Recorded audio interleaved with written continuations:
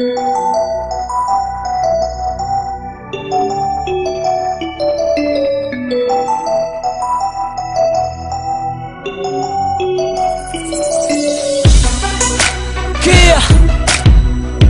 This is Mikmik, Rapagadian Clan. Ito na ang huling hirit.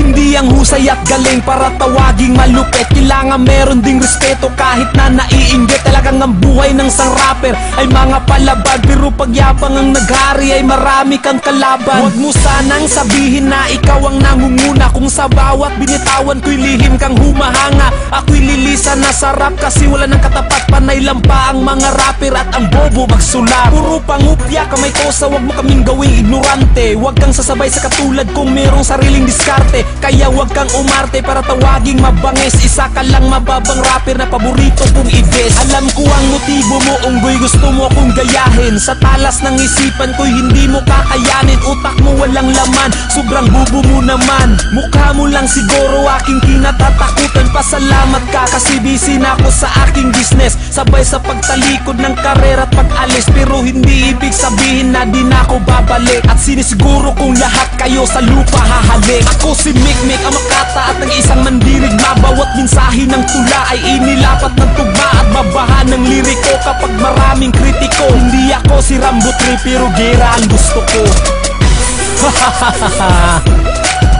O ano, may kakasaba? Baka gusto nyo ng Bisaya. Sige. Dugay na nimong gustong apso nang ako ang posisyon mo sa taga-antikag dyan sa ako ang pagbakasyon. Biro maulang ni Timani kung mahimo pangandami. Kung ako na ang mubalik sa masada kong tsunami. Dihatagan ko lang, kamugamay nga katungod. Pero ayaw pag-abusar aron dili mo matuhod. Ako'y hawod, halaluhod, ang mupalag hubag simod.